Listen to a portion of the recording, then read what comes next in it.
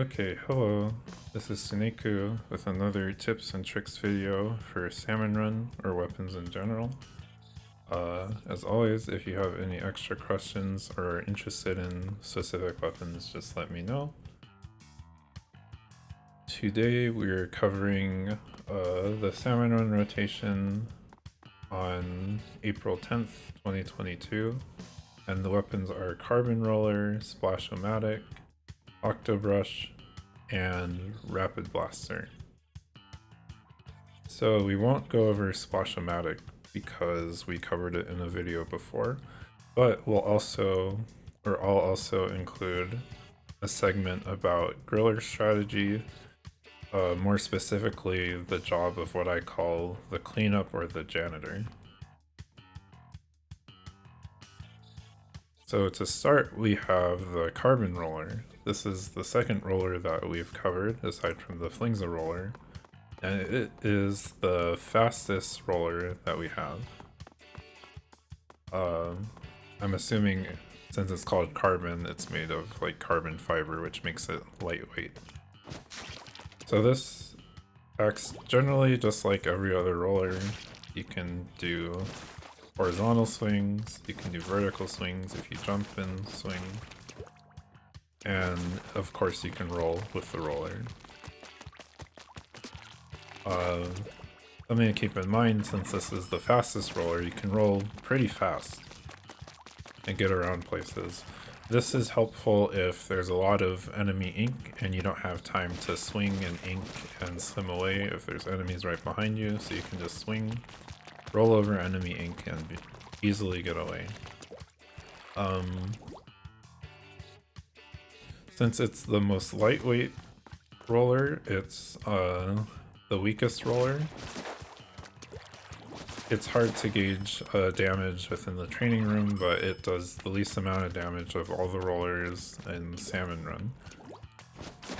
But it makes up for that in its swing speed.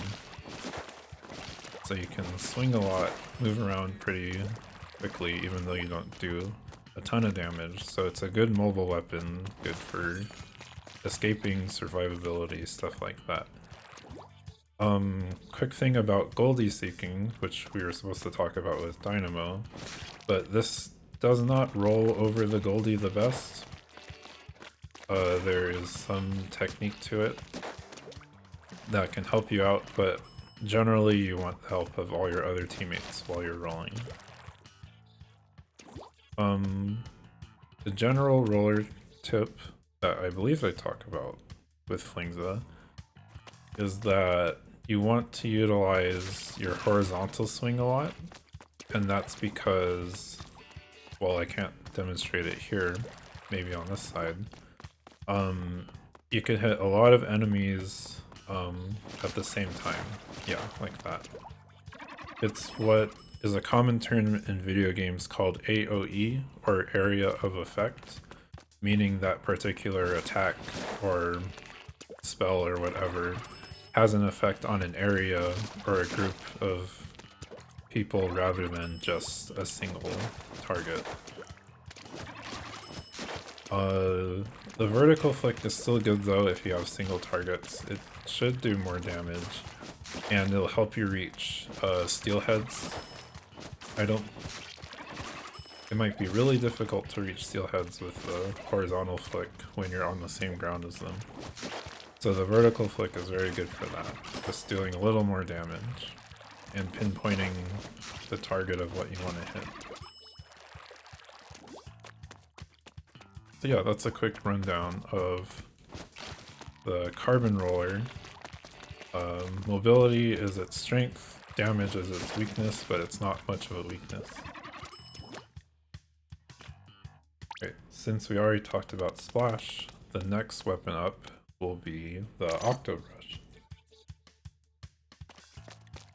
The Octobrush is considered the, I guess you could say, acceptable brush compared to Ink Brush, which I don't believe we've covered, and we may cover another time. But the Octobrush is a very good weapon for Salmon Run. It has mobility, Not as much as a carbon roller, but still good. General brush thing, since this is our first brush. Brushes work by rapidly pressing the ZR button in order to swing and paint. And just like rollers, if you hold down the button, you'll start running with it. And this can also be used to create yourself a quick escape path, or even run along grates at a faster speed than rather just walking over them. The Octobrush is fairly strong in terms of damage, so you can take out a lot of bosses solo if you're within the right range. I believe steelheads are still fairly easy to take out even if you're on the same level as them, just judging by how it does doing this. You probably have to jump while swinging. So it's a very strong weapon. It didn't used to be. I believe it got a buff a while back that made it much stronger. So rather than just be a not very great weapon, sort of like the ink brush, the buff definitely helped it out in terms of damage. The downside of the Octobrush is that it uses a lot of the ink container. So you can find yourself pretty often swinging too much and then not having very much ink for anything else. So that's something to be mindful about. But otherwise it has good mobility, can move around, do a good amount of damage. You can take care of a lot of things by yourself, including stingers. It takes out the pots very, very quickly, so that's very useful. And in terms of stingers being like very far off or on like a thin area, you can easily swing and then brush your way back to safety without worrying about too much ink behind you. So yeah, that's a quick overview of the Octobrush and ways to use it in Salmon Run. Our next weapon, I'll have to think of a special equivalent. This should be good. I'll just pick the normal one, so it doesn't really matter. Next is the Rapid Blaster. So we have talked a little bit about blasters before with the Luna Blaster and the Clash Blaster, but this is the second longest range blaster, I believe. It should be longer than range blaster. So unlike other blasters, well I guess most blasters are pretty unique from each other, but this blaster takes 2 direct shots, just like the Clash Blaster, in order to get a splat in normal modes, compared to the regular blaster and the Luna Blaster, which only takes 1 direct. And the indirects, it takes 3.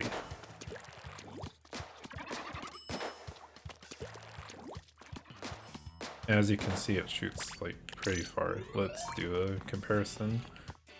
So this is the Rapid Blaster. It's considered a shooter, so we have to go through all these shooters. And here's the normal blaster. And lastly, let's do the Luna Blaster.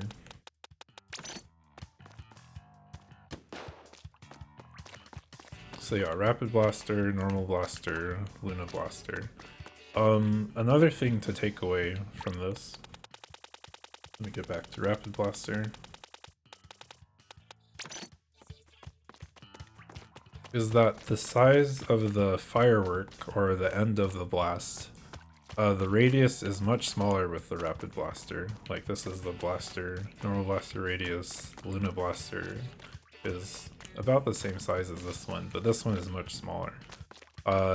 That's mostly to make things fair. It wouldn't be fair for it to have such long range and a huge blast radius. So that's something you want to keep in mind. Even if you're not directly hitting an enemy, you want to still be pretty close.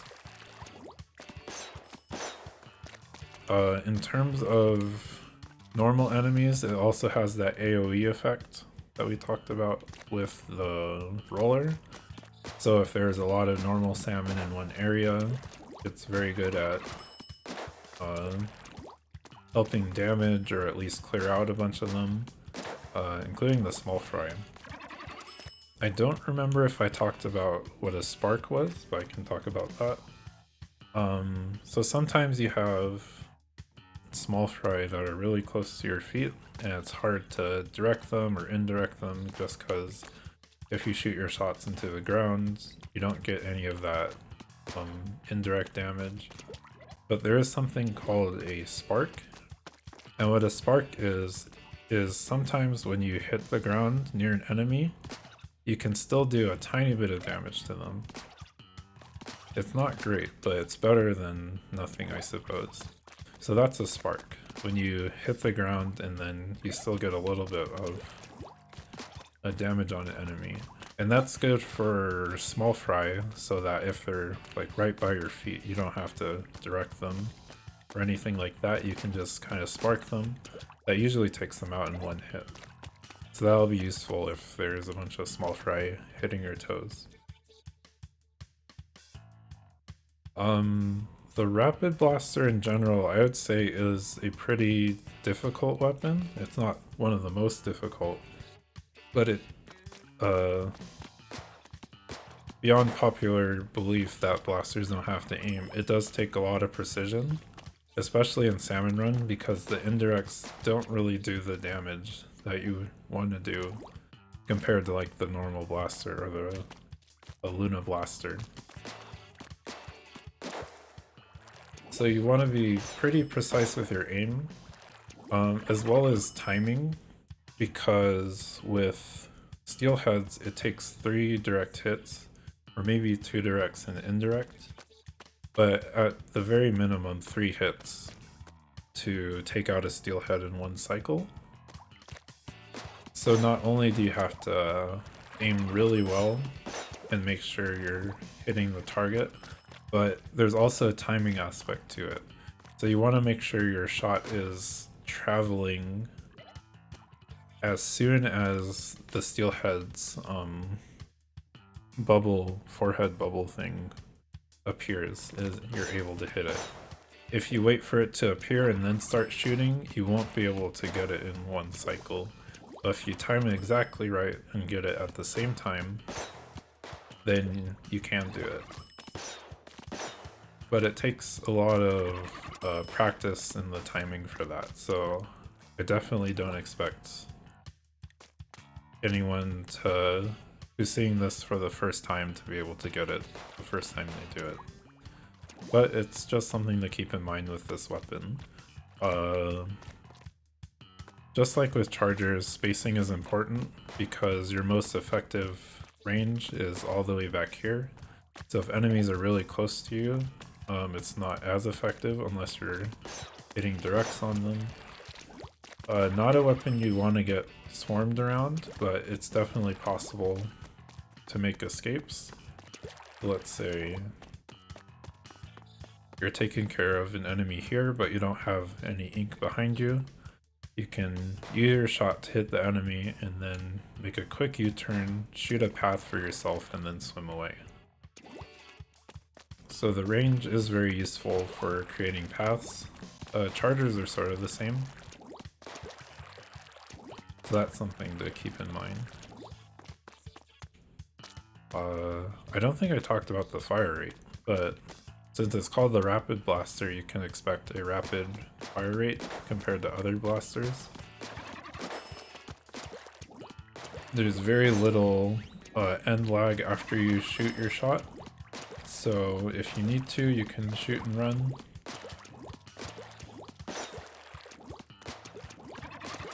It's one of the more mobile blaster weapons, but not as mobile like as Octobrush or Carbon Roller. So keep that in mind. This weapon is probably the one that would take the most practice out of the weapons in this set. Alright, so that covers the weapons. I'd like to talk a little bit about one of the modes in Salmon Run. which is grillers, because this is a very good set to give an example of a role that you can play in grillers. And just like with PvP where you have frontline, backline, support roles, there are also sometimes roles that players play in Salmon Run. And for grillers, one of the roles, I don't think this is an official name, but I coin it as the janitor or the cleanup.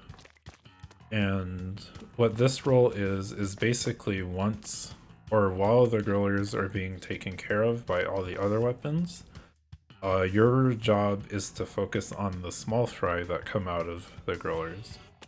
Because I'm sure if you experienced before in a griller's wave where there's just so many small fry, you can't move, you can't get any ink, you can't do much about it. So certain weapons excel in taking out these small fry. We talked a little bit about last set with the undercover umbrella, because if you leave your umbrella shield up and the small fry run into it, they just explode instantly. Same thing with the roller. When there are a bunch of small fry and you're rolling around, you'll just instantly roll over them and they'll disappear. So that's what makes it a very good weapon as a cleanup. So either once the griller is defeated and people are trying to gather eggs, or even beforehand when the griller is stalled and there is small fry attacking your like not so mobile weapons, you can have your roller out and be taking care of those small fry and helping your team out. And this will help you get a lot more eggs, even if you're not swinging at the griller itself.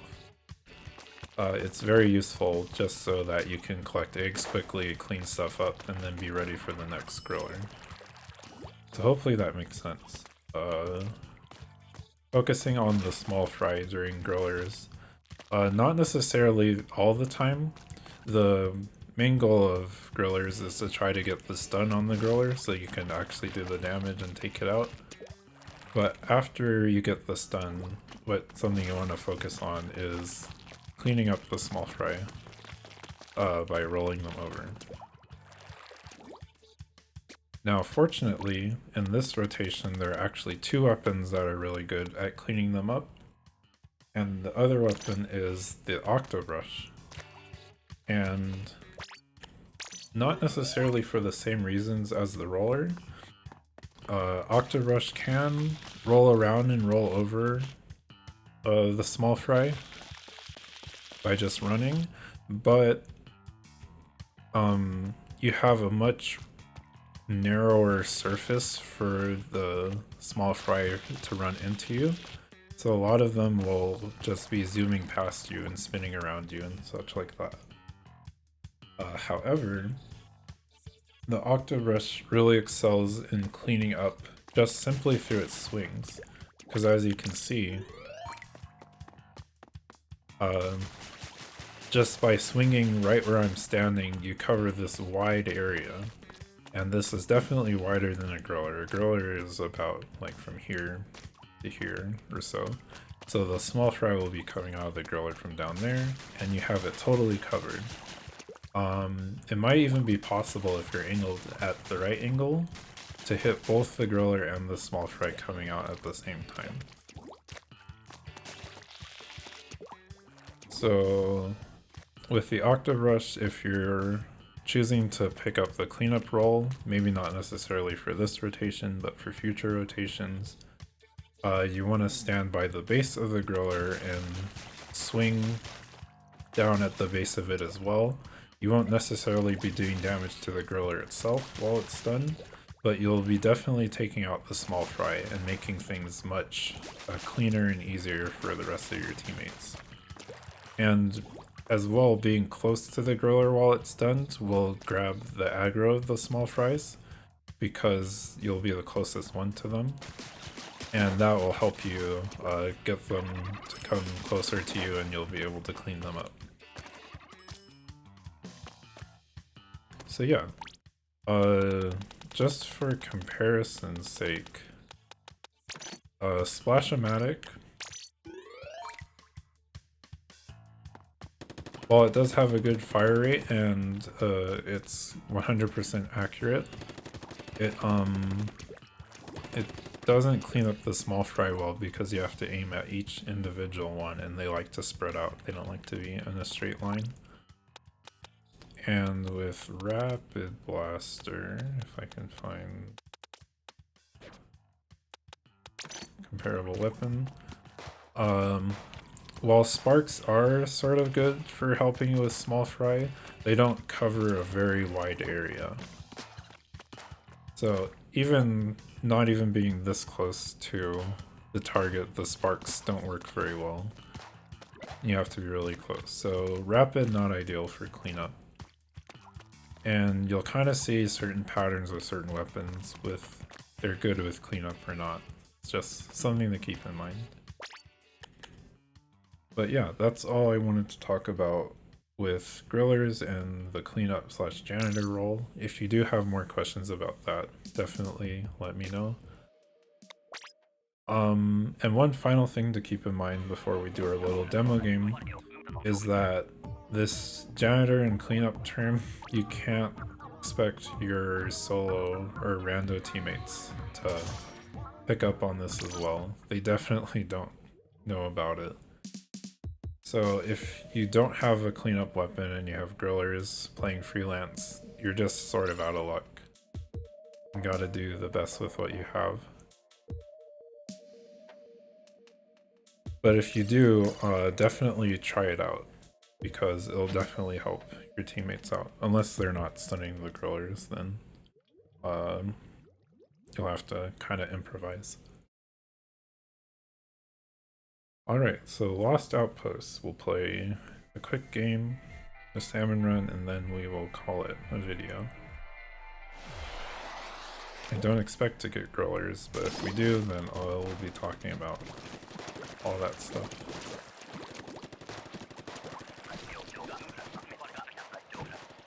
General good practices for this map, you always want to paint this back area here in case you get rushed, because that will be your hiding spot.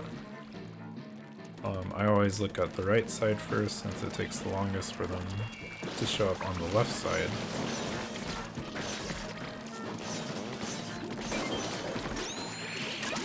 Okay. Make a path. I'll actually go over here. As usual for blasters, they're great for taking out stingers. So try to focus on that.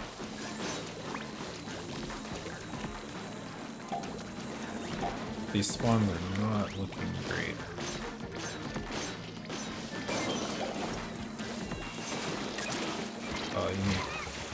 The steelhead pinched me. Good accuracy needed to get those torpedoes as well.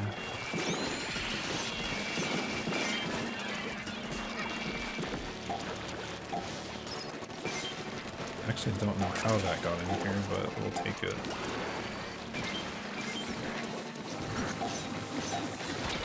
I was a little late on that last one. I'm probably gonna die.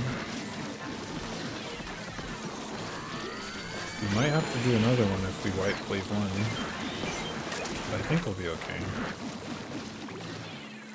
We just need a few more eggs. Yeah, I got the last egg.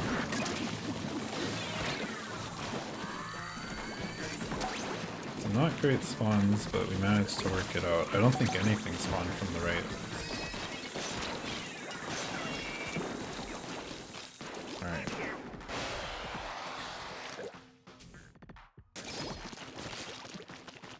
We got carbon roller. But as I was saying before, I usually look at this side first, and then the front to see if there's spawns, because the left side tends to spawn the slowest. Or take the longest to show up.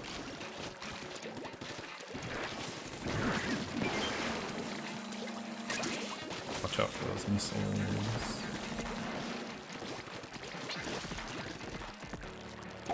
Whenever you go back in the house, keep an eye out for the other spawns.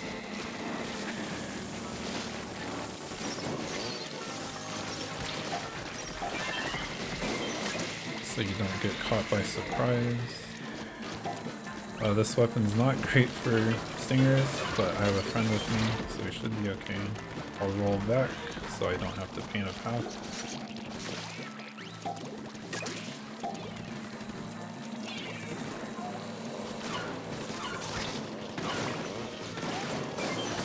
Set them up.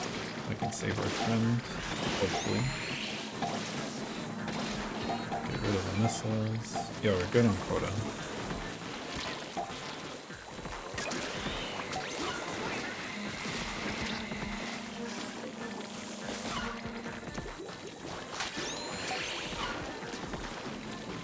I'm doing a lot of rolling because we don't have a lot of our paint in the house. That's just to make sure I can stay alive, and when teammates come back, then they can help me out with whatever's troubling me.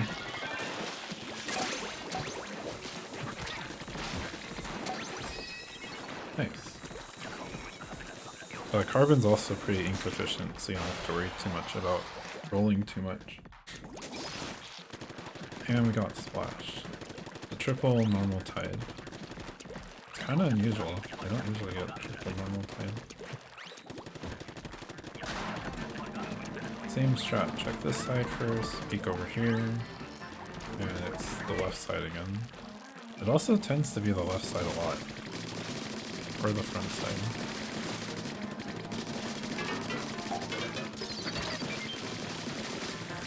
I'm gonna run out of ink soon, I think.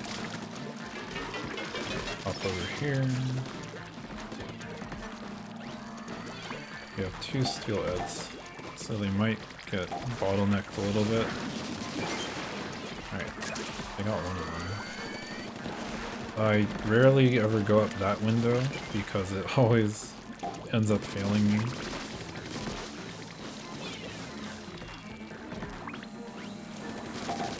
And not a good place to be in a pinch.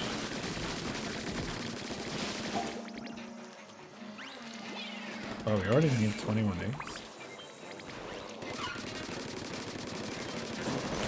Try to stall this too.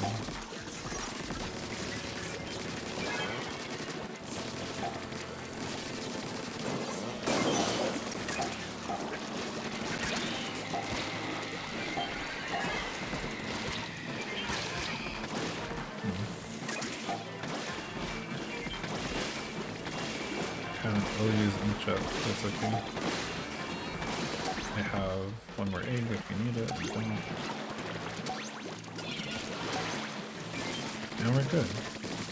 Aside from a kind of scary wave 1, the rest of the waves turned out pretty good.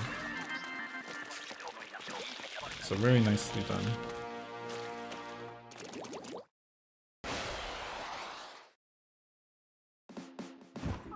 And that's gonna do it for me. I guess overall, a comp that has some individual strengths, but definitely works the best if everyone's working together. So keep an eye out for your teammates as you always do.